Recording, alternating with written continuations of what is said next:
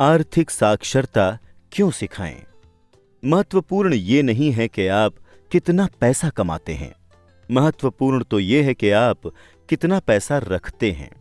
सन 1990 में माइक ने अपने पिता का साम्राज्य संभाल लिया और वास्तव में वो अपने डैडी से भी अच्छा काम कर रहा है। हम एक दूसरे से साल में 1-2 बार गोल्फ कोर्स पर ही मिलते हैं। वो और उसकी पत्नी इतने अमीर हैं जितनी आप कल्पना भी नहीं कर सकते। अमीर डैडी का साम्राज्य बेहतरीन हाथों में है और माइक अपने बेटे को अपनी गद्दी संभालने के लिए उसी तरह तैयार कर रहा है जिस तरह उसके डैडी ने हमें तैयार किया था।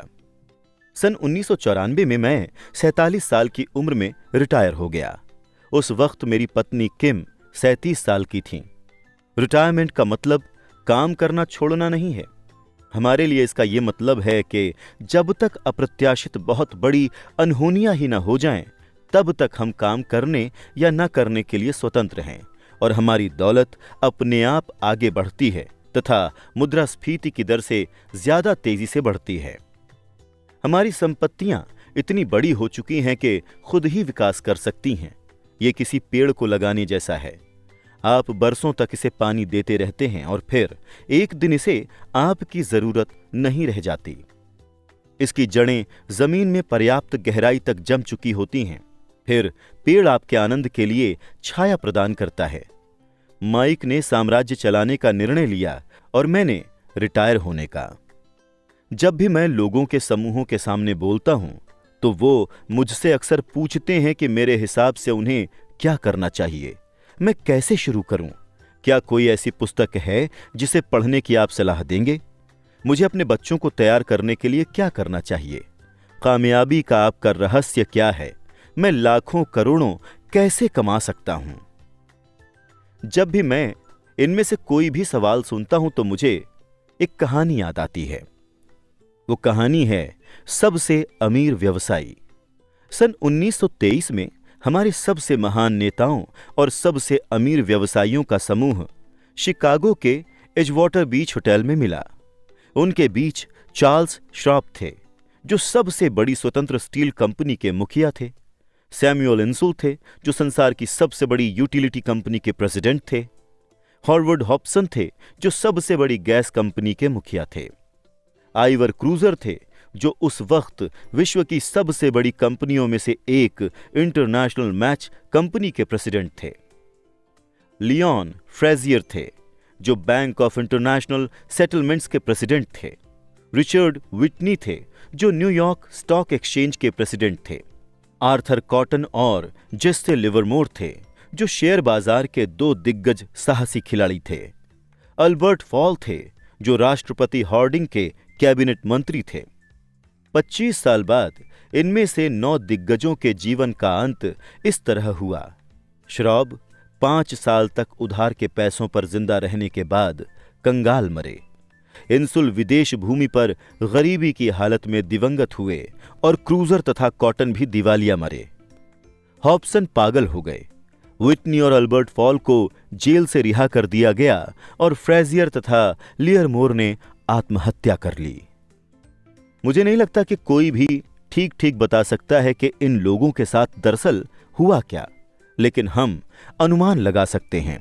अगर आप सन 1923 पर गौर करें तो आपको दिख जाएगा कि ये 1929 की शेयर बाजार की भारी गिरावट और महामंदी के ठीक पहले का समय था।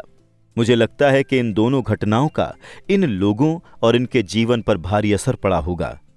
मुद्दे की बात यह है कि ये लोग जिस युग में रह रहे थे, आज हम उससे ज्यादा बड़े और तीव्र परिवर्तन के दौर में रह रहे हैं।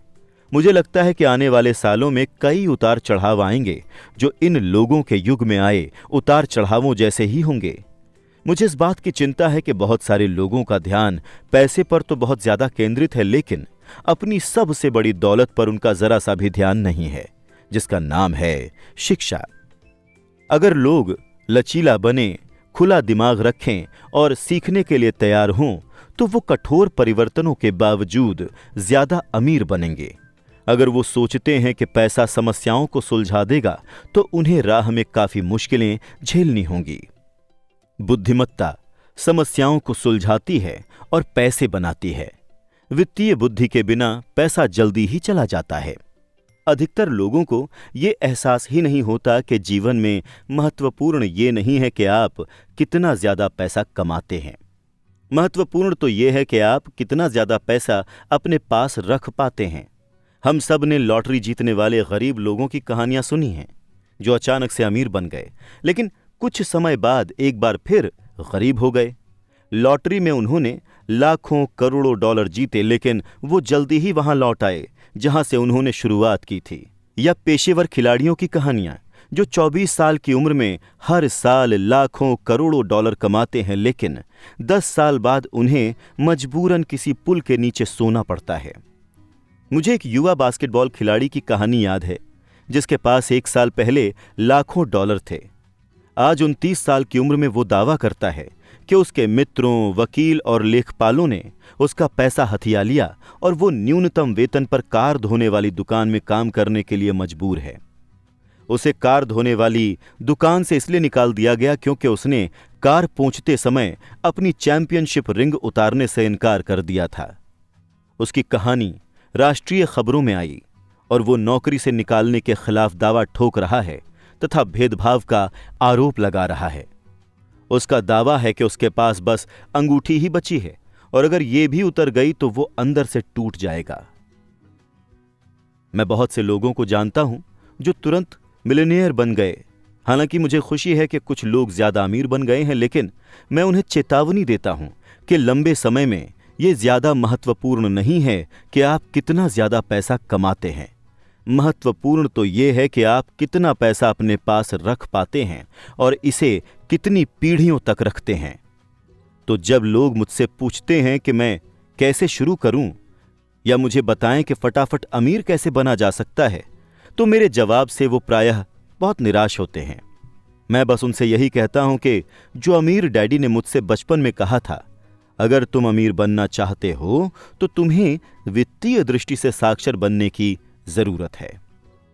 जब भी मैं अमीर डैडी के साथ होता था तो वो ये विचार हर बार मेरे दिमाग में ठूंसते थे। जैसा मैंने कहा था कि मेरे शिक्षित डैडी पुस्तक पढ़ने के महत्व पर जोर देते थे, जबकि मेरे अमीर डैडी वित्तीय साक्षरता में माहिर बनने की जरूरत पर जोर देते थे। अगर आप एम्पायर स्टेट बिल्डिंग बनाने जा रहे हैं तो आपको सबसे पहले तो यह करने की जरूरत है कि एक गहरा गड्ढा खोदें और एक मजबूत नींव डालें। अगर आप किसी उपनगरीय इलाके में घर बनाने जा रहे हैं तो आपको बस 6 इंच का कंक्रीट का स्लैब डालने की जरूरत है। अधिकतर लोग अमीर बनने की हसरत में 6 इंच के स्लैब पर एम्पायर स्टेट बिल्डिंग खड़ी करने की कोशिश कर रहे हैं।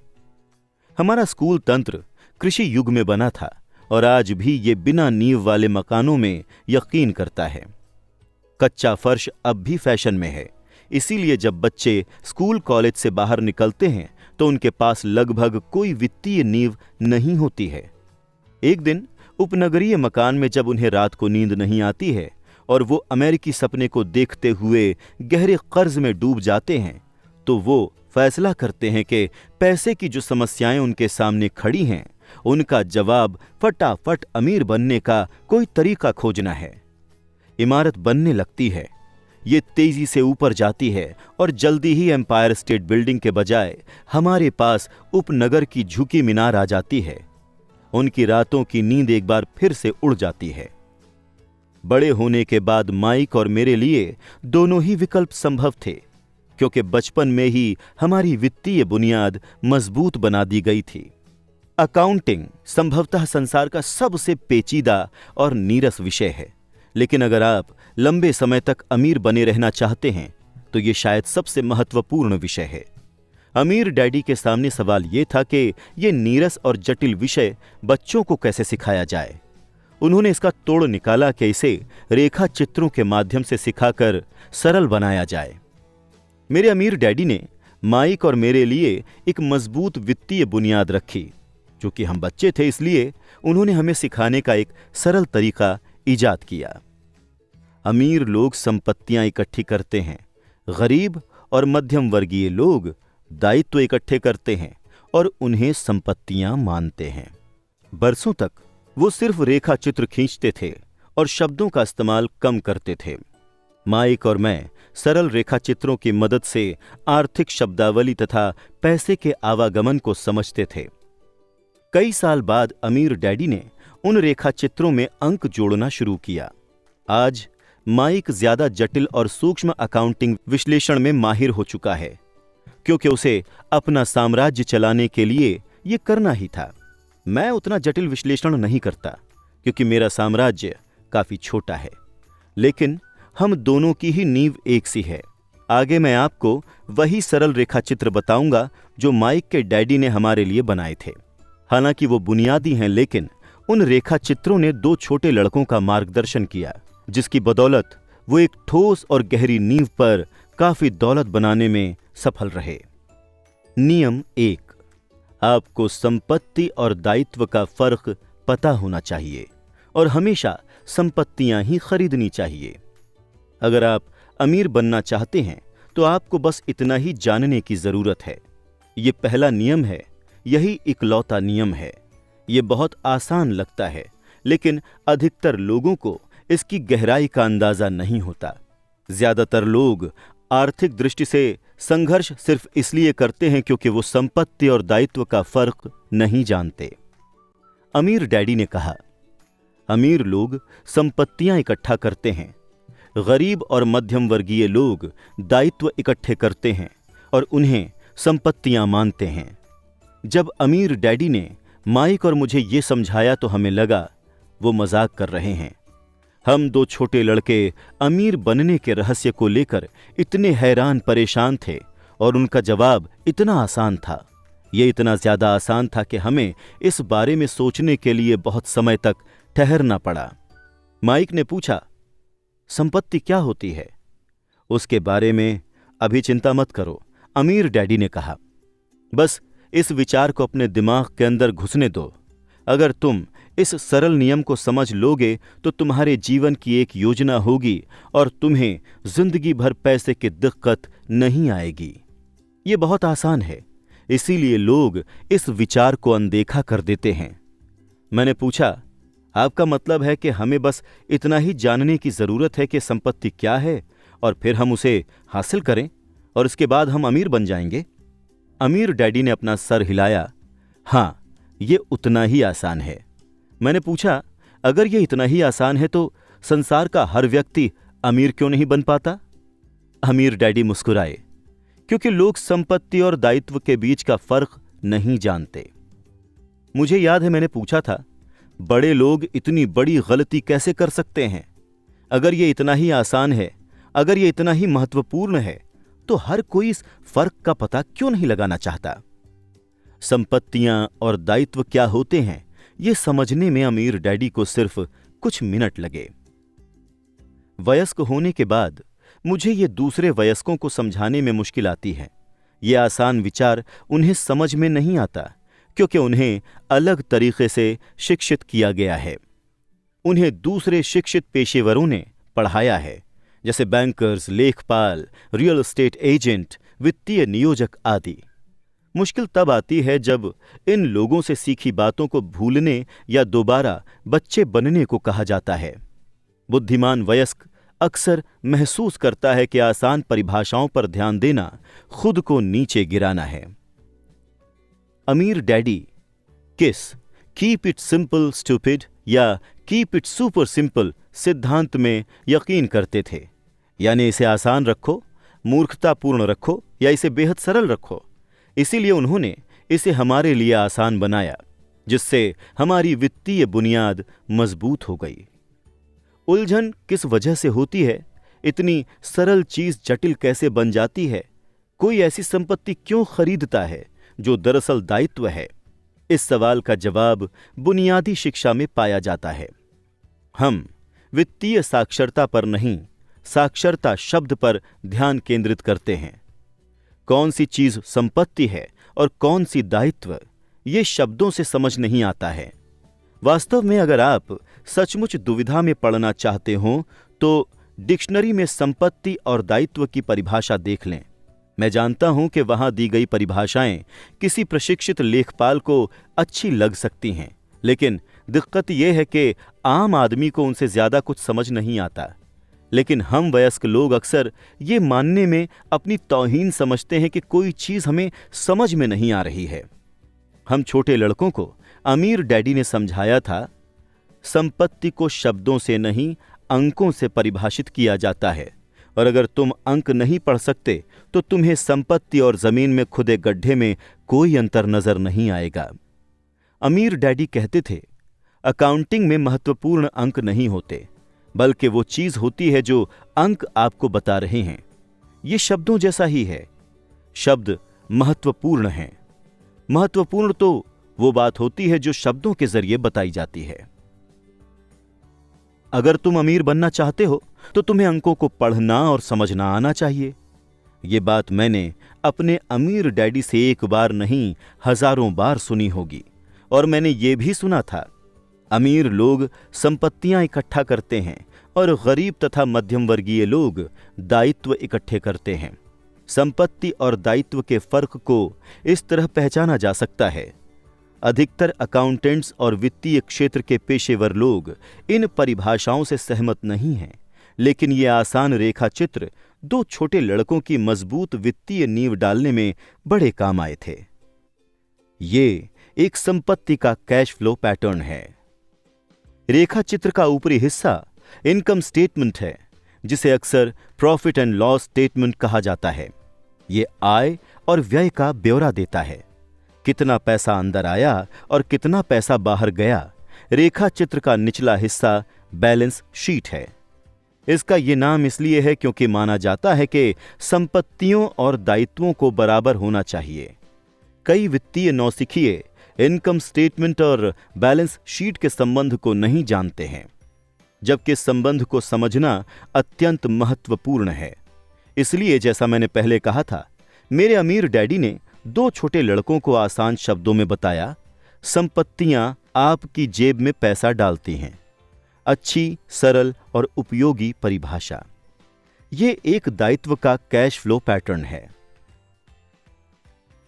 अब जब संपत्तियों और दायित्वों को रेखा चित्रों के माध्यम से समझा दिया गया है, तो मेरी परिभाषाओं को शब्दों में समझना ज्यादा आसान हो सकता है। संपत्ति वो चीज है जो मेरी जेब में पैसे डालती है। दायित्व वो चीज है जो मेरी जेब से पैसे बाहर निकालती है। आपको दरअसल बस इतना ही जानने की जरूरत है। अगर आप अमीर बनना चाहते हैं तो बस जिंदगी भर संपत्तियां खरीदते रहें। अगर आप गरीब या मध्यम वर्गीय बनना चाहते हैं तो जिंदगी भर दायित्व खरीदते रहें। चाहे शब्दों की हो या अंकों की, निरक्षरता ही वित्तीय संघर्ष की जड़ है। अगर लोगों को आर्थिक मुश्किलें आ रही हैं तो इसका मतलब है कि शब्दों या अंकों में ऐसा कुछ है जिसे वो समझ या पढ़ नहीं पा रहे हैं। अमीर लोग इसलिए अमीर हैं क्योंकि वो इस मामले में पैसे की तंगी झेलने वाले लोगों से ज्यादा साक्षर हैं। इसीलिए अगर आप अमीर बनना चाहते हैं और अपनी दौलत को कायम रखना चाहते हैं तो वित्तीय दृष्टि से साक्षर होना महत्वपूर्ण है, शब्दों में भी और अंकों में भी। रेखा चित्रों में जो तीर लगे हैं वो नकदी के प्रवाह या कैश फ्लो की दिशा बताते हैं। सिर्फ अंकों से ही पूरी बात समझ में नहीं आती है, जिस तरह के संदर्भ के बाहर शब्दों का अर्थ गुम हो जाता है। महत्वपूर्ण तो वो कहानी है जो अंक या शब्द बता रहे हैं। किसी वित्तीय रिपोर्ट के अंकों को पढ़ना कहानी खोजने की तरह है। पैसा किस ओर जा रहा है, इस बात की कहानी। 80% परिवारों की वित्तीय कहानी ये होती है कि वो आगे बढ़ने के लिए कठोर श्रम करते हैं। बहरहाल उनकी ये कोशिश बेकार जाती है, क्योंकि वो अपना जीवन संपत्तियां खरीदने के बजाय दायित्व खरीदने में लगा देते हैं। ये एक गरीब व्यक्ति का कैश फ्लो पैटर्न है। ये मध्यम वर्ग के एक व्यक्ति का कैश फ्लो पैटर्न है। ये एक दौलतमंद आदमी का कैश फ्लो पैटर्न है। जाहिर है इन सभी रेखा चित्रों को कुछ ज्यादा ही सरल बनाया गया है। हर एक को जिंदा रहने के लिए बहुत से बाकी खर्च करने पड़ते हैं। हम सभी को रोटी, कपड़े और मकान की जरूरत होती है। ये रेखा चित्र बताते हैं कि गरीब, मध्यम वर्गीय और अमीर आदमियों के जीवन में पैसा किधर से आता है और किधर जाता है। कैश फ्लो ही ये कहानी बताता है कि कोई व्यक्ति अपने पैसे को कैसे संभालता है। मैंने ये अध्याय अमेरिका के सबसे अमीर लोगों से शुरू किया था। इसके पीछे उद्देश्य ये था कि मैं लोगों की इस आम सोच को गलत साबित करूं कि पैसा सारी समस्याओं को सुलझा देता है। इसीलिए मैं सिहर जाता हूं जब भी लोग मुझसे पूछते हैं कि फटाफट अमीर कैसे बना जाए या उन्हें कहां से शुरू करना चाहिए। मैं अक्सर सुनता हूं, मैं कर्ज में हूं, इसलिए मुझे ज्यादा पैसे कमाने हैं। लेकिन प्रायः ज्यादा पैसे से समस्या नहीं सुलझती है। वास्तव में इससे समस्या बढ़ सकती है।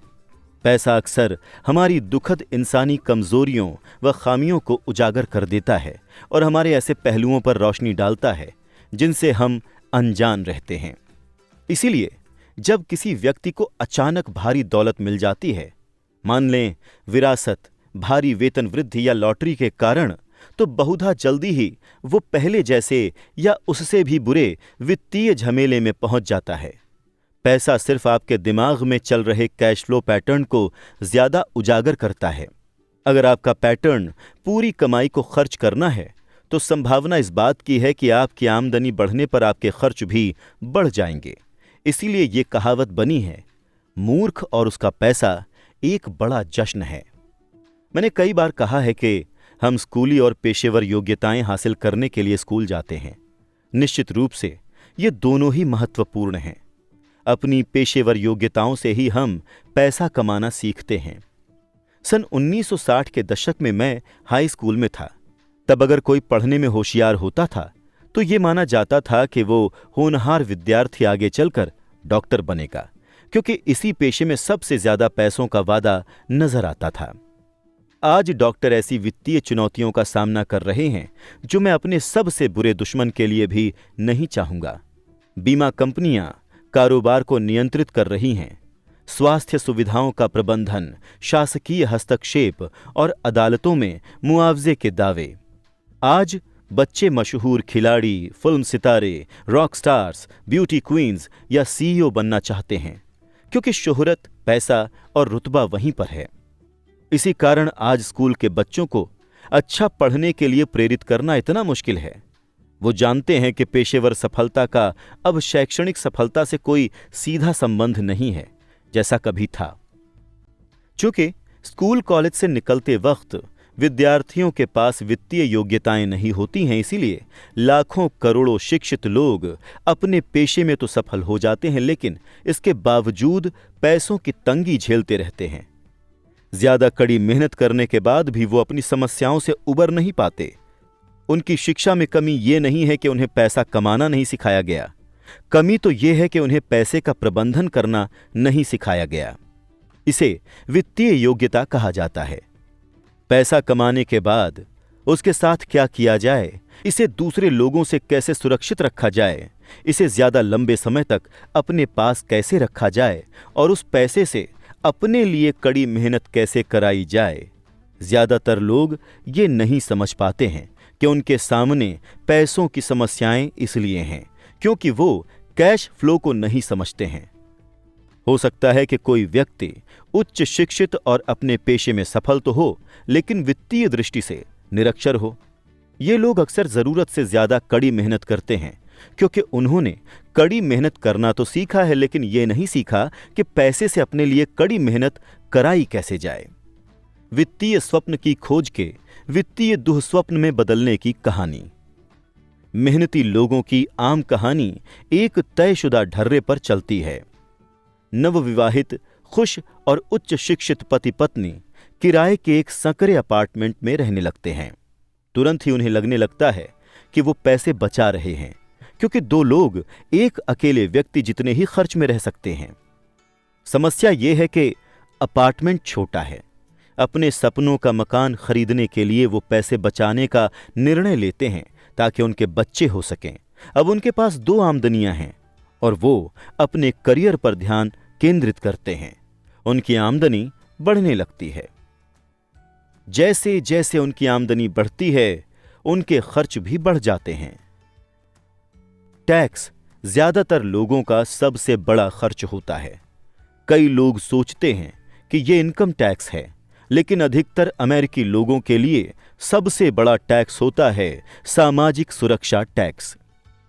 कर्मचारी को लगता है कि सामाजिक सुरक्षा टैक्स और मेडिकेयर टैक्स कुल मिलाकर लगभग 7.5% होता है, लेकिन वास्तव में ये 15% होता है, क्योंकि आपके नियोक्ता को भी सामाजिक सुरक्षा टैक्स में अपना हिस्सा मिलाना होता है। सारांश ये है कि ये वो पैसा है जो नियोक्ता आपको नहीं दे सकता। इससे भी बढ़कर आपके वेतन में से जो सामाजिक सुरक्षा टैक्स का पैसा काटा गया है और जो पैसा आपको मिलने से पहले ही सीधे सामाजिक सुरक्षा टैक्स में चला गया, उस पर भी आपको इनकम टैक्स देना होगा। युवा पति पत्नी की ओर लौटते हैं। उनकी आमदनी बढ़ रही है, इसलिए वो अपने सपनों का मकान खरीदने का निर्णय लेते हैं। एक बार जब वो अपने मकान में पहुंच जाते हैं तो उन पर एक नया टैक्स लगने लगता है, जिसे प्रॉपर्टी टैक्स कहा जाता है। फिर वो अपने नए घर से मेल खाती हुई नई कार, नया फर्नीचर और नए उपकरण खरीद लेते हैं। अचानक वो जागते हैं और पाते हैं कि उनके दायित्व वाला कॉलम मॉर्गेज और क्रेडिट कार्ड कर्ज से भर चुका है। उनके दायित्व बहुत बढ़ गए हैं। अब वो चूहा दौड़ में फंस चुके हैं। बहुत जल्दी ही एक बच्चा हो जाता है और वो पहले से ज्यादा कड़ी मेहनत करने लगते हैं। ये प्रक्रिया खुद को दोहराती है। ज्यादा ऊंची आमदनी की वजह से ज्यादा ऊंचे टैक्स लगते हैं, जिसे सबसे ऊंचा टैक्स दर में पहुंचना भी कहा जाता है। तभी उन्हें डाक में एक क्रेडिट कार्ड मिलता है। वो उसका इस्तेमाल करते हैं। उस पर वो जितना कर्ज ले सकते हैं उतना ले लेते हैं।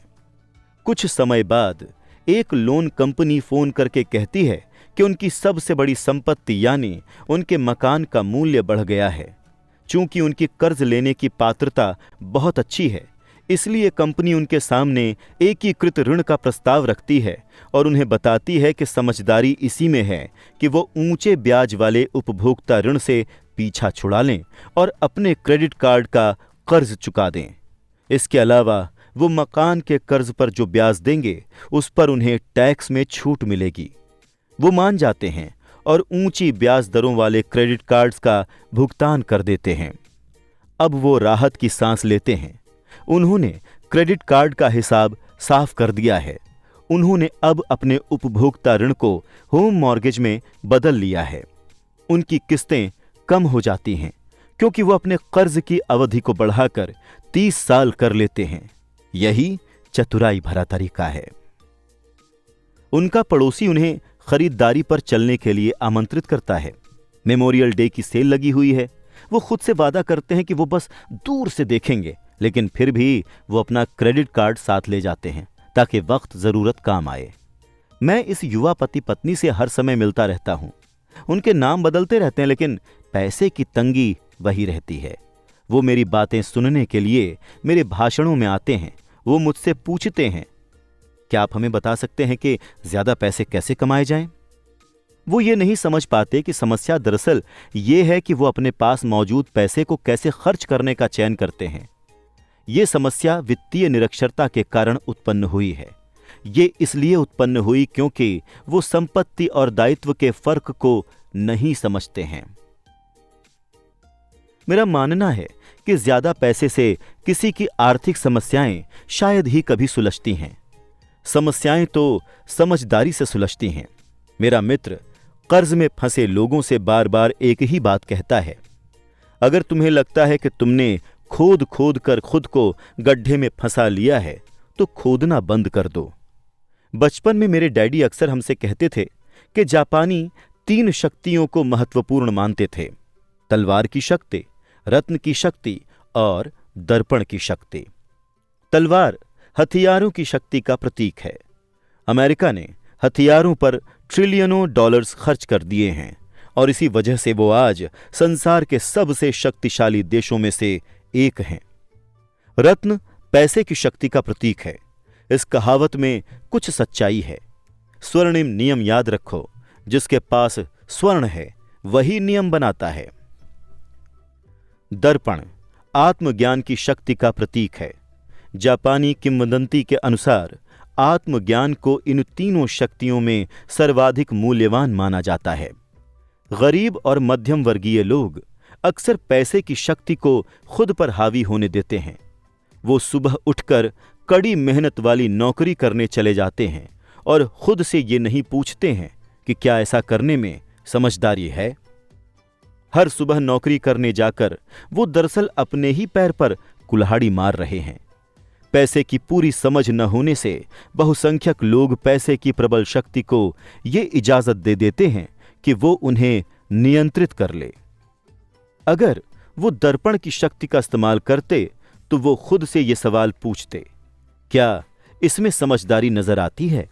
अक्सर अपनी आंतरिक समझदारी, अपने भीतर की प्रतिभा पर भरोसा करने के बजाय ज्यादातर लोग भीड़ के साथ साथ चलने लगते हैं। वो वही करते हैं जो बाकी सभी लोग करते हैं। सवाल पूछने के बजाय वो अनुसरण करते हैं। अक्सर वो परवाह नहीं करते हुए वही दोहराते हैं जो उन्हें बताया गया है। डाइवर्सिफाई करो, अपने धन का निवेश अलग अलग जगह करो। आपका मकान एक संपत्ति है। आपका मकान आपका सबसे बड़ा निवेश है। अधिक कर्ज लेने पर आपको टैक्स में ज्यादा छूट मिलती है। सुरक्षित नौकरी खोजो, गलतियां मत करो, जोखिम मत लो। कहा जाता है कि श्रोता समूह के सामने बोलने का डर ज्यादातर लोगों को मौत के डर से भी ज्यादा भयावह लगता है। मनोरोग चिकित्सक कहते हैं कि लोग सार्वजनिक मंच पर बोलने से इसलिए कतराते हैं क्योंकि उन्हें डर लगता है कि उनकी बुराई होगी, लोग बाग उनकी हंसी उड़ाएंगे, वो अकेले रह जाएंगे, सबसे कट जाएंगे और बिरादरी से अलग थलग कर दिए जाएंगे। अलग होने या अकेले रह जाने का डर ज्यादातर लोगों को अपनी समस्याएं सुलझाने के नए तरीके खोजने से रोकता है। मेरे शिक्षित डैडी कहते थे कि जापानी दर्पण की शक्ति को सबसे ज्यादा मूल्यवान इसीलिए मानते थे क्योंकि इसके अंदर देखने पर ही हमें सच्चाई पता चलती है। डर ही वो मुख्य कारण है जिसकी वजह से लोग कहते हैं इसे सुरक्षित तरीके से खेलो।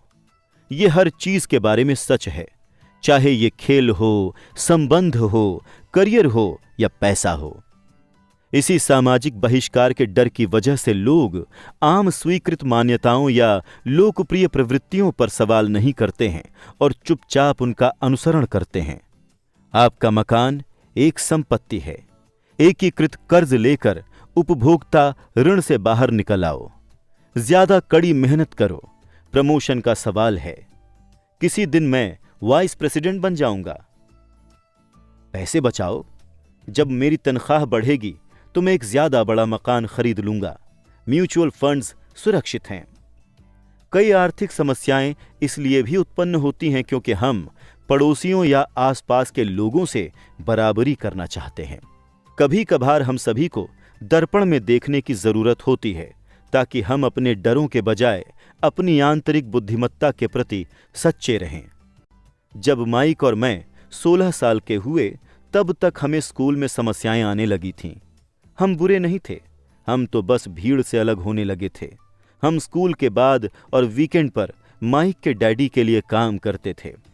माइक और मैं अक्सर काम के बाद उसके डैडी के साथ एक टेबल पर घंटों बैठा करते थे, जहां वो अपने बैंकर्स, वकीलों, अकाउंटेंट्स, ब्रोकर्स, निवेशकों, मैनेजर्स और कर्मचारियों के साथ मीटिंग करते थे। वो ऐसे आदमी थे जिन्होंने 13 साल की उम्र में ही पढ़ाई छोड़ दी थी, लेकिन अब वो शिक्षित लोगों को रास्ता दिखा रहे थे, निर्देश दे रहे थे, आदेश दे रहे थे और उनसे सवाल पूछ रहे थे। वो सब अमीर डैडी की एक आवाज पर दौड़े चले आते थे और उनके अप्रसन्नता व्यक्त करने पर सहम जाते थे। वो एक ऐसे आदमी थे जो कभी भीड़ के साथ नहीं चले। वो एक ऐसे आदमी थे जिन्होंने खुद के दम पर सोचा और वो इन शब्दों से चिढ़ जाते थे, हमें इसे इस तरह इसलिए करना है क्योंकि सभी लोग इसे इसी तरह करते हैं। वो नहीं कर सकता शब्दों से भी नफरत करते थे। अगर आप उनसे कोई काम कराना चाहते थे तो बस इतना कहना ही काफी था, मुझे लगता है कि आप ये नहीं कर सकते।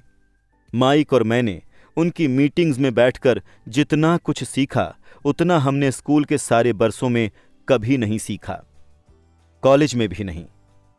माइक के डैडी के पास किताबी ज्ञान नहीं था, लेकिन वो वित्तीय रूप से शिक्षित थे और इस कारण सफल भी थे।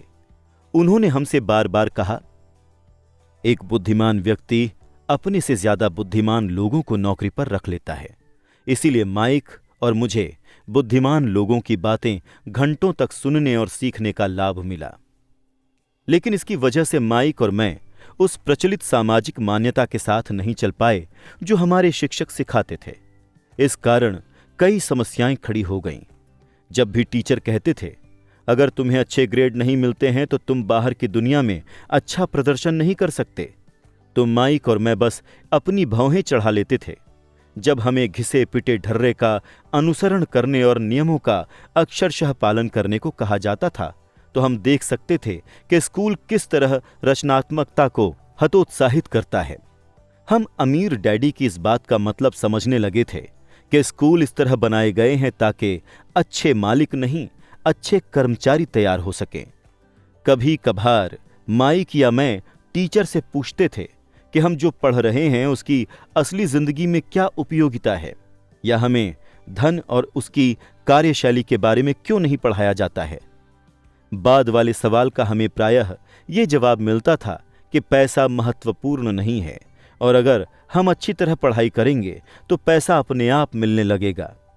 पैसे की शक्ति के बारे में हम जितना ज्यादा जानने जाते थे, हम अपने शिक्षकों और सहपाठियों से उतने ही दूर होते जाते थे। मेरे उच्च शिक्षित डैडी ने कभी मेरे ग्रेड्स पर नाराजगी व्यक्त नहीं की, लेकिन हमारे बीच पैसों के बारे में वाद विवाद होने लगे। जब मैं 16 साल का हुआ, तब तक शायद मेरी वित्तीय बुनियाद मेरे मम्मी डैडी से कहीं बेहतर हो गई थी। मैं बही खाते बना सकता था और टैक्स अकाउंटेंट्स, कंपनी के वकीलों, बैंकर्स, रियल एस्टेट ब्रोकर्स, निवेशकों आदि की बातें सुनता था। इसके विपरीत मेरे डैडी दूसरे शिक्षकों से बात करते थे। एक दिन मेरे डैडी ने मुझे बताया कि हमारा मकान उनकी सबसे बड़ी संपत्ति था।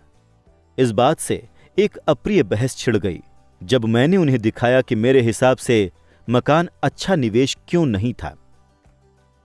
जो रेखाचित्र आपने देखा वो अपने अपने मकान के बारे में मेरे अमीर डैडी और गरीब डैडी के बीच की अलग अलग अनुभूतियों को दर्शाता है। एक डैडी सोचते थे कि उनका मकान संपत्ति है, जबकि दूसरे डैडी सोचते थे कि ये दायित्व है। मुझे याद है कि मैंने एक रेखा चित्र बनाकर अपने डैडी को कैश फ्लो की दिशा दिखाने की कोशिश की थी। मैंने उन्हें यह भी बताया था कि मकान मालिक बनने के साथ ही मकान से जुड़े दीगर खर्च भी बढ़ जाते हैं। ज्यादा बड़े मकान का अर्थ था ज्यादा बड़े खर्च, और इसका मतलब ये था कैश फ्लो व्यय वाले कॉलम से होकर बाहर चला जाता था। आज भी लोग मेरे इस कथन को चुनौती देते हैं कि मकान संपत्ति नहीं है। मैं जानता हूं कि खुद का मकान कई लोगों का सपना होता है और उनका सबसे बड़ा निवेश भी, और अपने मकान का मालिक बनना कुछ नहीं से बेहतर है। मैं तो बस इस लोकप्रिय मान्यता को देखने का एक वैकल्पिक तरीका सुझाना चाहता हूं। अगर मेरी पत्नी और मैं एक ज्यादा बड़ा, ज्यादा शानदार मकान खरीदते हैं, तो हम जानते हैं कि यह संपत्ति नहीं होगा, ये एक दायित्व होगा, क्योंकि ये हमारी जेब से पैसा निकालेगा। तो यहां वो तर्क है जो मैं देता हूं। वास्तव में मुझे उम्मीद नहीं है कि ज्यादातर लोग इससे सहमत होंगे, क्योंकि आपका मकान एक भावनात्मक चीज है, और जब पैसे की बात आती है तो ज्यादा भावनाएं रहने पर वित्तीय बुद्धि प्रायः कम हो जाती है। मैं अपने खुद के तजुर्बे से जानता हूं कि पैसा हर निर्णय को भावनात्मक बना देता है। जब मकानों की बात आती है तो अधिकतर लोग उस मकान का कर्ज उतारने के लिए मेहनत करने में अपनी पूरी जिंदगी लगा देते हैं, जिसके वो कभी पूरे मालिक नहीं होते। दूसरे शब्दों में, ज्यादातर लोग हर कुछ सालों में एक नया मकान खरीद लेते हैं और हर बार पुराने कर्ज को चुकाने के लिए 30 साल का नया कर्ज लेते हैं। हालांकि मॉर्गेज के ब्याज पर लोगों को टैक्स में छूट मिलती है, लेकिन वो अपने दीगर खर्चों के लिए टैक्स के बाद मिले डॉलर्स का उपयोग करते हैं, मॉर्गेज का भुगतान करने के बाद भी। जब मेरे सास ससुर के मकान का प्रॉपर्टी टैक्स बढ़कर $1000 प्रति माह हो गया तो उन्हें सदमा लगा। ये तब की बात थी जब वो रिटायर हो चुके थे। इसीलिए इस वृद्धि से उनका रिटायरमेंट बजट गड़बड़ा गया और उन्हें मजबूरन मकान बदलना पड़ा। मकानों की कीमत हमेशा नहीं बढ़ती है। मेरे कुछ मित्र हैं जिन पर मकान के लिए 10 लाख डॉलर का कर्ज है, जो आज इससे कम में बिकेगा। सबसे बड़ा नुकसान है चूके हुए मौके। अगर आपका सारा पैसा आपके मकान में फंसा हुआ है तो आप ज्यादा कड़ी मेहनत करते हैं, क्योंकि आपका पैसा संपत्ति वाले कॉलम में बढ़ने के बजाय व्यय वाले कॉलम से बाहर निकलता रहता है। आम मध्यम वर्गीय कैश फ्लो पैटर्न। अगर कोई युवा पति पत्नी अपने संपत्ति वाले कॉलम में जल्दी ही ज्यादा पैसा डाल दें तो उनके बाद के वर्ष आसानी से गुजरेंगे। उनकी संपत्तियां बढ़ जाएंगी और आमदनी बढ़ने में मदद करेंगी। इससे संपत्तियां खर्च के भुगतान में मदद देने के लिए उपलब्ध रहेंगी। संक्षेप में, निवेश पोर्टफोलियो शुरू करने के बजाय एक बहुत महंगे मकान का मालिक बनने का निर्णय किसी व्यक्ति पर आगे बताए गए कम से कम 3 तरीकों से असर पड़ता है। पहला, समय की क्षति, जिस दौरान दूसरी संपत्तियों का मूल्य बढ़ सकता था। दूसरा, अतिरिक्त पूंजी की क्षति, जिसका दोबारा निवेश किया जा सकता था, जबकि मकान खरीदने के बाद आपको उससे सीधे जुड़े बहुत से खर्च उठाने पड़ते हैं। तीसरा, शिक्षा की क्षति। अक्सर लोग अपने मकान, बचत और रिटायरमेंट योजनाओं को ही अपनी संपत्तियों वाले कॉलम में रखते हैं। चूंकि उनके पास निवेश करने के लिए पैसा नहीं होता, इसीलिए वो निवेश करते ही नहीं हैं। इस वजह से उन्हें निवेश का अनुभव कभी नहीं मिल पाता। अधिकतर लोग कभी वो नहीं बन पाते जिसे निवेश जगत प्रबुद्ध निवेशक कहता है, और सबसे अच्छे निवेश आमतौर पर पहले प्रबुद्ध निवेशकों को बेचे जाते हैं, जो बाद में उन्हें सुरक्षात्मक खेल खेलने वाले लोगों को बेचते हैं।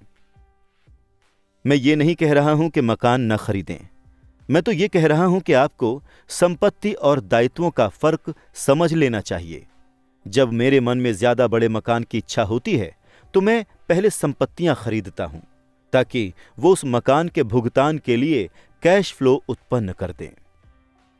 मेरे शिक्षित डैडी का व्यक्तिगत फाइनेंशियल स्टेटमेंट चूहा दौड़ में फंसे आदमी का सबसे अच्छा उदाहरण है। उनके खर्च उनकी आमदनी के बराबर थे, जिस वजह से उनके पास इतनी बचत नहीं रहती थी कि वो संपत्तियों में उसका निवेश करें। इसके फलस्वरूप उनके दायित्व उनकी संपत्तियों से ज्यादा बड़े रहते थे। आगे बाईं तरफ जो रेखा चित्र दिया गया है वो मेरे गरीब डैडी का इनकम स्टेटमेंट है। ये रेखा चित्र 1000 शब्दों के बराबर है। ये दिखाता है कि उनकी आय और व्यय समान है, जबकि उनके दायित्व उनकी संपत्तियों से ज्यादा बड़े हैं। दाईं ओर दिया गया मेरे अमीर डैडी का व्यक्तिगत फाइनेंशियल स्टेटमेंट उस जीवन के परिणाम को दर्शाता है जो निवेश करने और दायित्वों को न्यूनतम करने के प्रति समर्पित था। अमीर लोग ज्यादा अमीर क्यों बनते हैं? अमीर डैडी के फाइनेंशियल स्टेटमेंट की समीक्षा से पता चलता है कि अमीर लोग ज्यादा अमीर क्यों बनते हैं। संपत्ति वाला कॉलम खर्च से ज्यादा आमदनी उत्पन्न करता है, जिसका बचा हिस्सा संपत्ति वाले कॉलम में दोबारा निवेश कर दिया जाता है। संपत्ति वाला कॉलम बढ़ता रहता है और इससे होने वाली आमदनी भी बढ़ती रहती है। परिणाम यह होता है कि अमीर लोग ज्यादा अमीर बनते जाते हैं। मध्यम वर्ग संघर्ष क्यों करता है? मध्यम वर्ग हमेशा पैसे की तंगी से जूझता रहता है। उनकी मूल आय वेतन से होती है। जब उनका वेतन बढ़ता है तो टैक्स भी बढ़ जाते हैं। उनके खर्च भी वेतन बढ़ने के अनुपात में बढ़ जाते हैं। इसीलिए इसे चूहा दौड़ कहा जाता है। वो आमदनी उत्पन्न करने वाली संपत्तियों में निवेश करने के बजाय अपने मकान को अपनी सबसे बड़ी संपत्ति मानते हैं। कर्ज से लदे वर्तमान समाज की बुनियाद में 2 चीजें हैं। पहली, अपने मकान को निवेश मानने की आदत, और दूसरी, ये दर्शन के तनख्वाह बढ़ने का मतलब ये है कि आप एक ज्यादा बड़ा मकान खरीद सकते हैं या ज्यादा खर्च कर सकते हैं। बढ़े हुए खर्च की वजह से लोग ज्यादा कर्ज और ज्यादा वित्तीय अनिश्चितता में डूब जाते हैं। हालांकि हो सकता है कि वो अपनी नौकरियों में तरक्की कर रहे हों और उन्हें वेतन वृद्धि नियमित रूप से मिलती जा रही हो। ये बहुत जोखिम भरी जीवन शैली है और इसका मूल कारण वित्तीय शिक्षा का अभाव है। हाल में नौकरियों की भारी कटौती से साबित हो चुका है कि मध्यम वर्ग आर्थिक दृष्टि से कितने असुरक्षित हाल में है। कंपनियां पारंपरिक पेंशन योजनाओं की जगह पर 401 के योजनाएं ला रही हैं। सामाजिक सुरक्षा स्पष्ट रूप से खतरे में है और रिटायरमेंट के स्रोत के रूप में उस पर भरोसा नहीं किया जा सकता।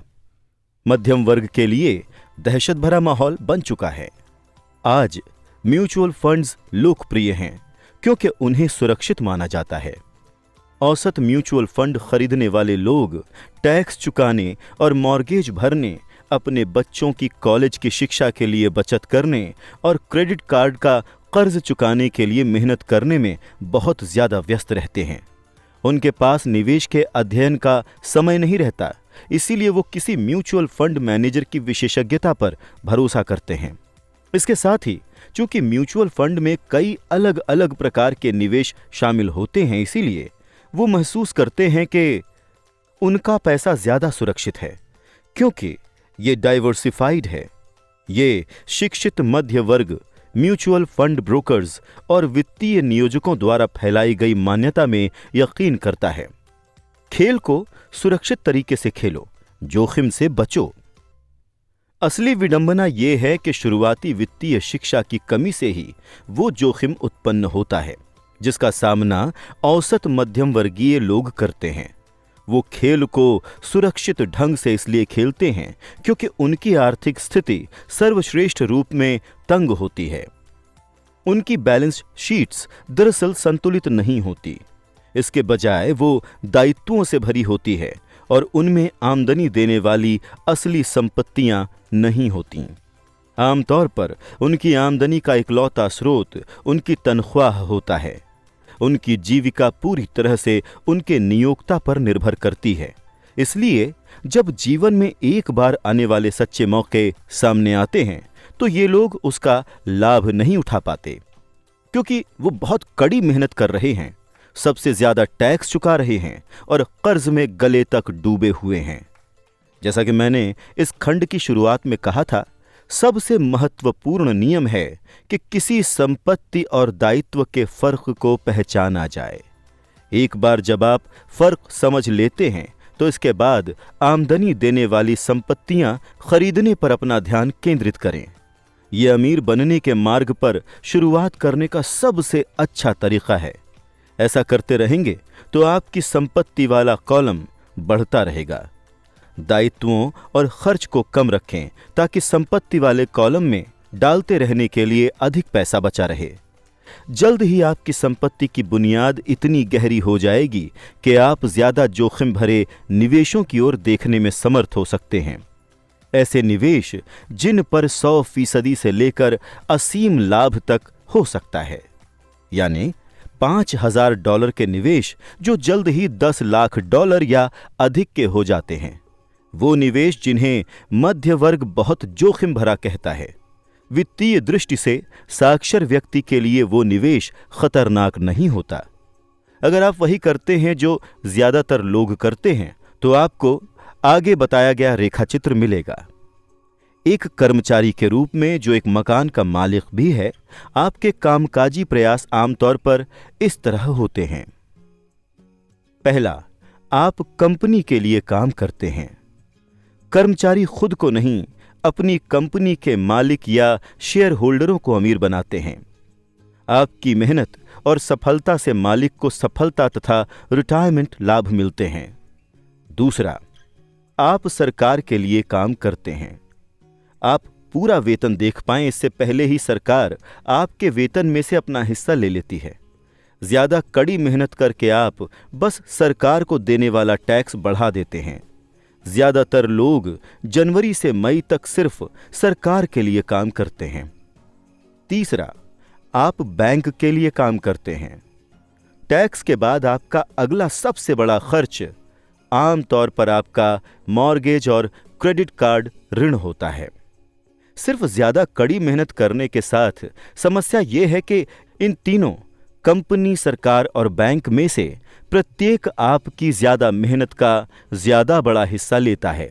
आपको यह सीखने की जरूरत है कि आपकी ज्यादा मेहनत से किस तरह आपको और आपके परिवार को सीधा फायदा मिल सकता है।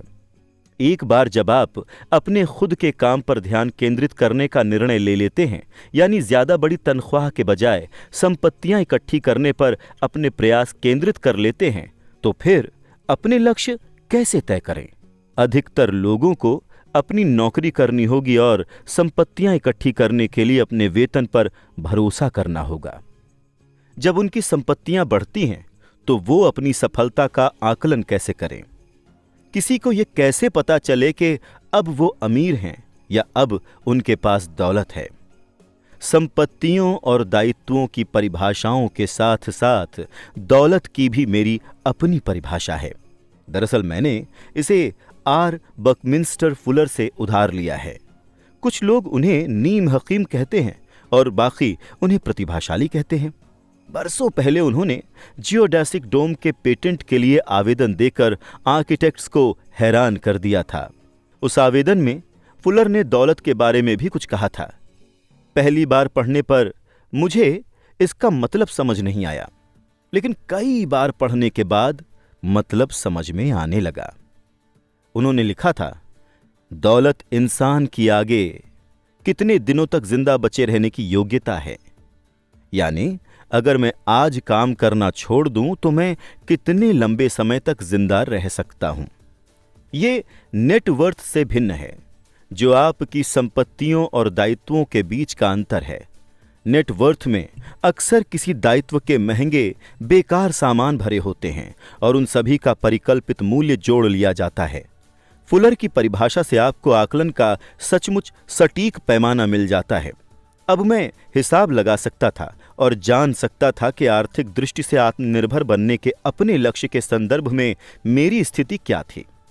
नेटवर्थ में अक्सर ऐसी संपत्तियां भी आ जाती हैं जिनसे आमदनी नहीं होती, जैसे वो चीज जिसे आपने खरीदा था और जो अब आपके गराज में खड़ी है। मगर दौलत का सीधा सा हिसाब यह है कि आपका पैसा कितने पैसे कमा रहा है, यानी आर्थिक दृष्टि से आप कितने समय तक जिंदा रह सकते हैं। दौलत व्यय करने वाले कॉलम और संपत्ति वाले कॉलम से प्राप्त कैश फ्लो का तुलनात्मक आकलन है। आइए इसे एक उदाहरण से समझते हैं। मान लेते हैं कि मेरी संपत्ति वाले कॉलम से मुझे हर महीने $1000 का कैश फ्लो मिलता है और मेरा मासिक खर्च $2000 है, तो मेरे पास कितनी दौलत है? बकमिंस्टर फुलर की परिभाषा पर लौटते हैं। उनकी परिभाषा का इस्तेमाल करते हुए मैं आगे कितने दिनों तक जिंदा रह सकता हूं? अगर हम एक महीने में 30 दिन मान लें तो मेरे पास आधे महीने के लिए पर्याप्त कैश फ्लो है। जब मुझे अपनी संपत्तियों से $2000 मासिक कैश फ्लो मिलने लगेगा तो मैं दौलतमंद बन जाऊंगा। हालांकि मैं अब तक अमीर नहीं बन पाया हूं, लेकिन दौलतमंद जरूर बन गया हूं। हर महीने मेरी संपत्तियों से मुझे इतनी आमदनी मिलती है कि मेरा महीने का खर्च आराम से चल जाता है। अगर मैं अपने खर्च को बढ़ाना चाहता हूं तो दौलत के इसी स्तर को कायम रखने के लिए पहले मुझे अपना कैश फ्लो बढ़ाना होगा। यह भी ध्यान दें कि इस बिंदु पर मैं अपने वेतन पर निर्भर नहीं हूं। मैंने संपत्ति वाले कॉलम को बनाने पर ध्यान केंद्रित किया है और इसमें सफल रहा हूं, जिसकी बदौलत मैं आर्थिक दृष्टि से स्वतंत्र हो चुका हूं। अगर मैं आज कुछ भी ना करूं तब भी मेरी संपत्तियों से इतना कैश फ्लो आता रहेगा कि मेरा मासिक खर्च आसानी से चलता रहेगा। मेरा अगला लक्ष्य यह होगा कि मेरी संपत्तियों से प्राप्त कैश फ्लो का जो हिस्सा महीने के अंत में बच जाता है उसे दोबारा संपत्ति वाले कॉलम में निवेश कर दूं। मेरे संपत्ति वाले कॉलम में जितना ज्यादा पैसा जाएगा, संपत्ति वाला कॉलम उतना ही ज्यादा बढ़ेगा। मेरी संपत्तियां जितनी ज्यादा बढ़ेंगी, उनसे मिलने वाला कैश फ्लो भी उतना ही ज्यादा बढ़ेगा। और जब तक मैं अपने खर्च को इन संपत्तियों से मिलने वाले कैश फ्लो से कम रखता हूं, तब तक मैं ज्यादा दौलतमंद बनता रहूंगा। ध्यान देने वाली बात यह है कि मेरी आमदनी शारीरिक मेहनत से नहीं बल्कि दूसरे जरियों से हो रही है। जब तक पुनर्निवेश की ये प्रक्रिया जारी रहती है, तब तक मैं अमीर बनने की राह पर अच्छी तरह चल रहा हूं। बस इस सरल सबक को याद रखें। तो मैं अपने खुद के बिजनेस पर ध्यान केंद्रित करना कैसे शुरू करूं? जवाब क्या है? अगले अध्याय में मैकडॉनल्ड्स के संस्थापक की बात सुने। अध्ययन सत्र अध्याय 2 सबक 2 आर्थिक साक्षरता क्यों सिखाएं? सार, हम लगभग 3.5 दशक बाद रॉबर्ट और माइक से दोबारा मिलते हैं। माइक ने अपने पिता की कंपनी की बागडोर संभाल ली है और अमीर डैडी से भी अच्छा प्रदर्शन कर रहे हैं। जहां तक रॉबर्ट का प्रश्न है, वो सन 1994 में 47 वर्ष की उम्र में रिटायर हो चुके हैं। उनकी और उनकी पत्नी की दौलत अपने आप बढ़ रही है, जैसे कोई गहरी जड़ों वाला वृक्ष बढ़ता है।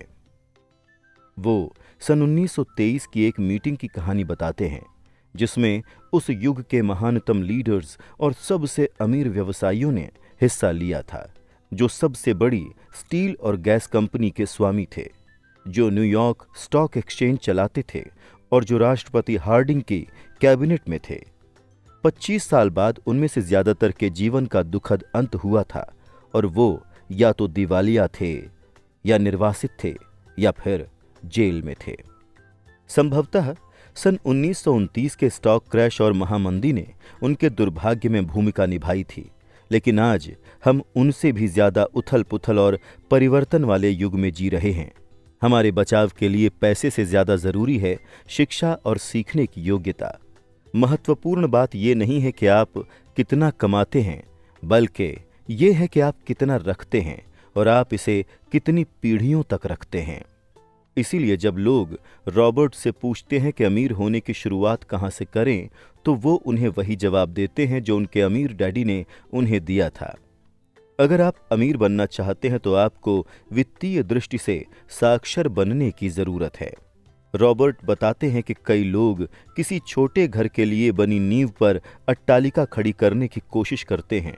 क्योंकि बच्चे बहुत कम वित्तीय शिक्षा के साथ कॉलेज से निकलते हैं, इसीलिए वो अपने वयस्क जीवन की शुरुआत अमेरिकी सपने का पीछा करने से करते हैं, लेकिन खुद को गहरे कर्ज में पाते हैं।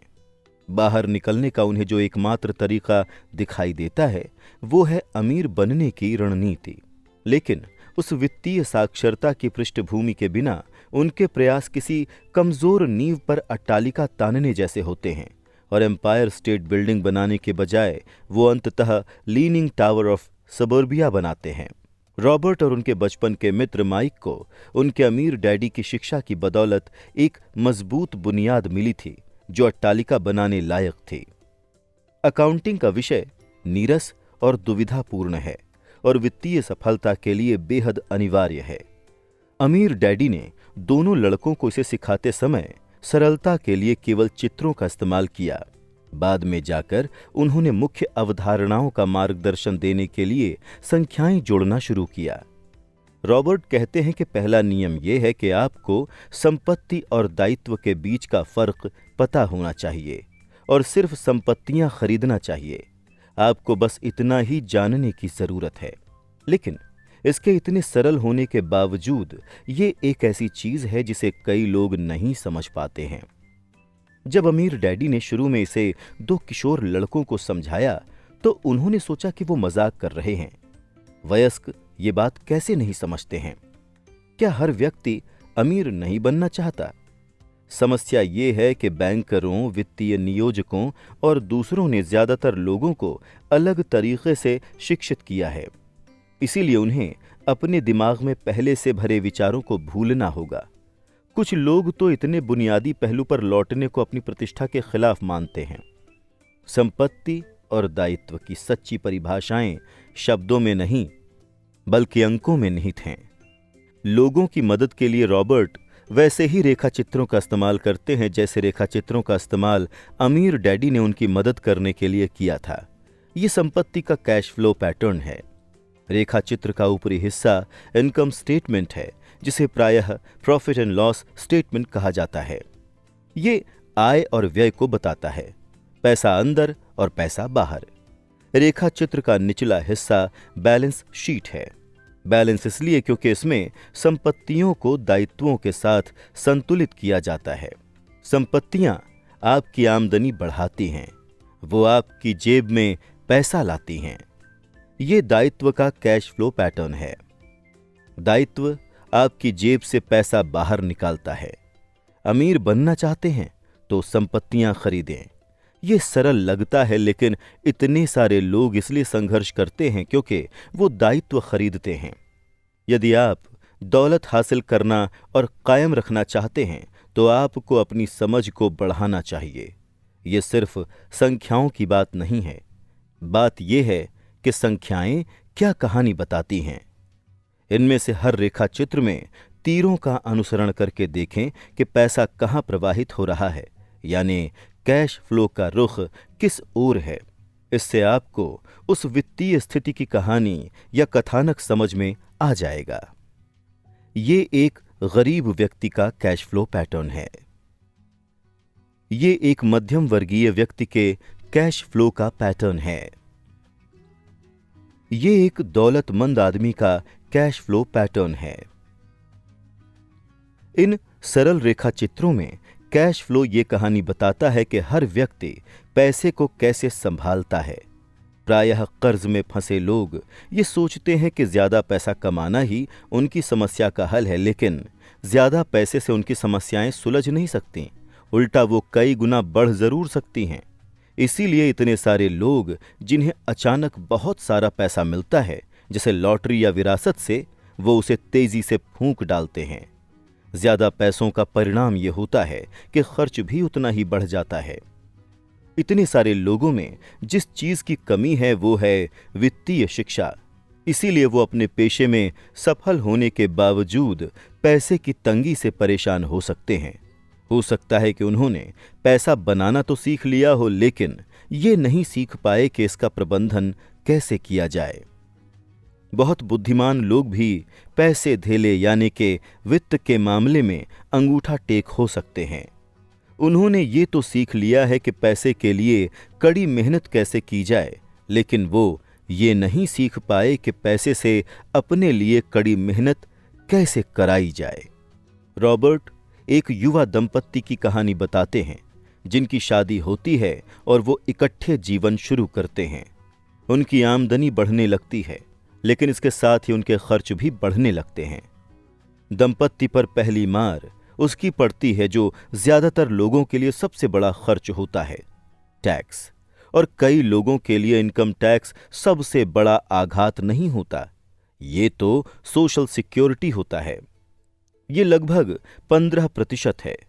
सोशल सिक्योरिटी टैक्स को जब मेडिकेयर टैक्स रेट से मिला दिया जाता है, जिन सभी में नियोक्ता को बराबरी की हिस्सेदारी करनी होती है, तो वो राशि जिसका भुगतान नियोक्ता अब कर्मचारी को नहीं कर सकता, और कर्मचारी को उस राशि पर भी इनकम टैक्स देना होता है।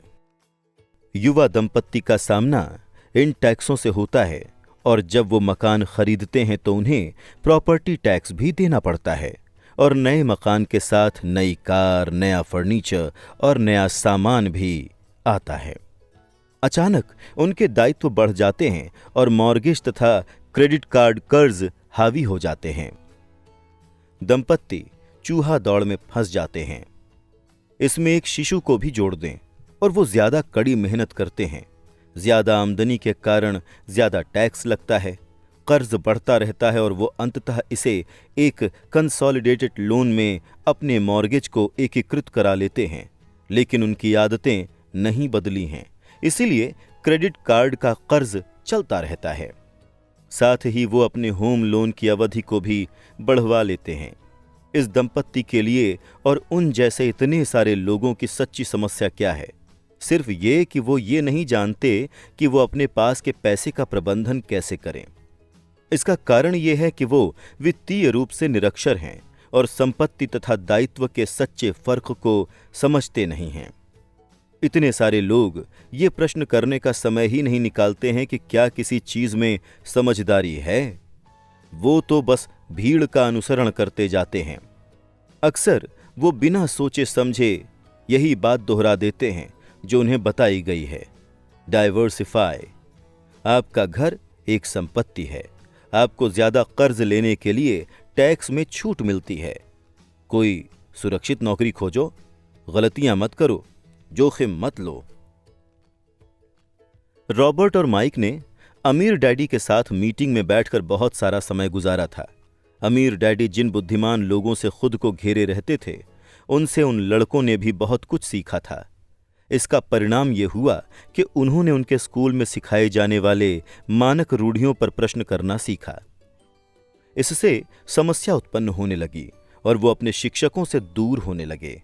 रॉबर्ट पैसे के मामले में अपने असली डैडी से असहमत होने लगे, खास तौर पर उनके गरीब डैडी के इस दृष्टिकोण से कि उनका घर उनका सबसे बड़ा निवेश था। इसके विपरीत अमीर डैडी अपने घर को निवेश नहीं, दायित्व मानते थे। कई लोग अब भी ये विश्वास करते हैं कि उनका मकान संपत्ति है, लेकिन रॉबर्ट सिखाते हैं कि घर दायित्व है, क्योंकि ये पैसा आपकी जेब से बाहर निकालता है। केवल टैक्स और व्यय के कारण ही नहीं, बल्कि मूल्य कम होने तथा अवसर चूकने के कारण भी, क्योंकि आपका सारा पैसा आपके घर में बंध जाता है। इसीलिए आप किसी दूसरी जगह उसका निवेश नहीं कर पाते और इस वजह से आप निवेश अनुभव की शिक्षा से वंचित रह जाते हैं। इसका यह मतलब नहीं है कि आप कभी ज्यादा बड़ा मकान नहीं खरीद सकते, लेकिन पहले उन संपत्तियों को खरीदें जो मकान का भुगतान करने के लिए कैश फ्लो दें। जब संपत्तियां इतनी बढ़ जाती हैं कि वो व्यय से ज्यादा आय देने लगती हैं, तो बचे हुए पैसे का निवेश संपत्तियों में दोबारा कर दिया जाता है। इससे बैलेंस शीट का संपत्ति वाला कॉलम बढ़ता है, जिससे ज्यादा आमदनी उत्पन्न होती है। परिणाम यह होता है कि जो अमीर लोग संपत्तियों और दायित्वों के फर्क को समझ लेते हैं, वो ज्यादा अमीर बन जाते हैं। मध्यम वर्ग चूहा दौड़ में अटका रहता है, क्योंकि वो आमदनी उत्पन्न करने वाली संपत्तियों में निवेश करने के बजाय अपने घर को संपत्ति मानता रहता है।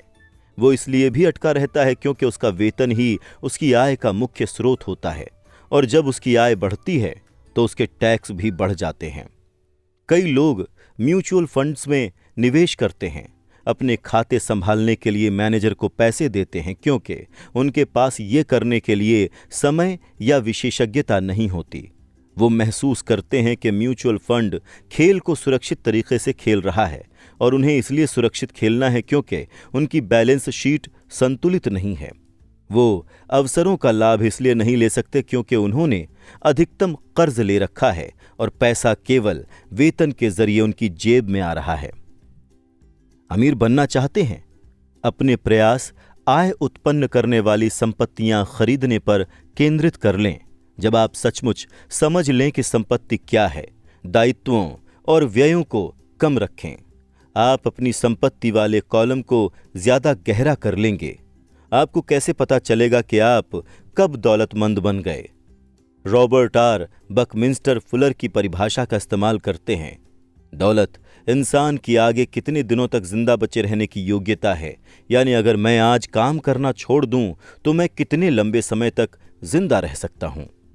इसे कहने का एक और तरीका, दौलत व्यय वाले कॉलम की तुलना में संपत्ति वाले कॉलम से मिलने वाले कैश फ्लो का पैमाना है। जब आपकी संपत्तियां आपके व्यय पूरे करने लायक पर्याप्त आय उत्पन्न कर देती है, तो आप दौलतमंद बन जाते हैं, भले ही आप धनाढ्य ना हुए हों। बाएं गोलार्ध का पल। संख्याओं को देखें और उनके द्वारा बताई जाने वाली कहानियों को पढ़ना सीखें। संपत्तियां आपकी जेब में पैसा डालती हैं।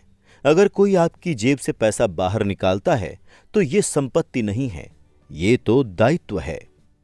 दाएं गोलार्ध का पल। बैलेंस शीट के रेखा चित्र विभिन्न लोगों के जीवन में पैसे की गतिविधि को स्पष्ट करने में मदद करते हैं। अवचेतन पल। बहिष्कार का डर लोगों को आमतौर पर स्वीकृत रायों या लोकप्रिय प्रवृत्तियों पर प्रश्न किए बिना उन्हें स्वीकार करने के लिए प्रेरित करता है, जिससे अक्सर उन्हें वित्तीय नुकसान होता है। रॉबर्ट क्या कह रहे थे? अब सोच विचार करने का समय है। खुद से पूछें, रॉबर्ट इस उद्धरण में क्या कह रहे हैं और वो ऐसा क्यों कहते हैं? इस खंड में आपको रॉबर्ट के साथ सहमत या असहमत होने की जरूरत नहीं है। लक्ष्य तो ये समझना है कि रॉबर्ट क्या कह रहे हैं। याद रखें, ये पाठ्यक्रम सहयोगी और समर्थक बनने के लिए तैयार किया गया है। दो दिमाग एक से बेहतर होते हैं। अगर आप रॉबर्ट की कही बात को नहीं समझ पाते हैं तो संकोच ना करें, समझने में मदद मांगें। हर उद्धरण पर बातचीत करने का समय निकालें जब तक कि आप इसे समझ ना लें। महत्वपूर्ण ये नहीं है कि आप कितना ज्यादा पैसा कमाते हैं, महत्वपूर्ण तो ये है कि आप कितना पैसा रख पाते हैं। बुद्धि समस्याओं को सुलझाती है और पैसे को उत्पन्न करती है। वित्तीय बुद्धि के बिना पैसा जल्दी ही चला जाता है। अगर आप एम्पायर स्टेट बिल्डिंग बनाने जा रहे हैं तो आपको सबसे पहले तो ये करने की जरूरत है कि एक गहरा गड्ढा खोदें और एक मजबूत नींव डालें। अगर आप किसी उपनगरीय इलाके में घर बनाने जा रहे हैं तो आपको बस 6 इंच का कंक्रीट का स्लैब डालने की जरूरत है। अधिकतर लोग अमीर बनने की हसरत में 6 इंच के स्लैब पर एम्पायर स्टेट बिल्डिंग खड़ी करने की कोशिश कर रहे हैं। अमीर लोग संपत्तियां इकट्ठी करते हैं, गरीब और मध्यम वर्गीय लोग दायित्व इकट्ठे करते हैं और उन्हें संपत्तियां मानते हैं। अगर आपकी आदत यह है कि आप मिलने वाली हर चीज को खर्च कर देते हैं तो संभवतः ज्यादा पैसे मिलने से व्यय में ही वृद्धि होगी। 80% परिवारों की वित्तीय कहानी ये होती है कि वो आगे बढ़ने के लिए कठोर श्रम करते हैं। बहरहाल उनकी ये कोशिश बेकार जाती है क्योंकि वो अपना जीवन संपत्तियां खरीदने के बजाय दायित्व खरीदने में लगा देते हैं। पैसे को पूरी तरह ना समझने की वजह से बहुसंख्यक लोग इसकी भारी शक्ति को खुद पर हावी होने की अनुमति देते हैं। अतिरिक्त प्रश्न। अब इस अध्याय में रॉबर्ट की कही बातों की समझ के साथ इसमें बताई कहानियों को खुद पर और अपने जीवन पर लागू करने का समय है।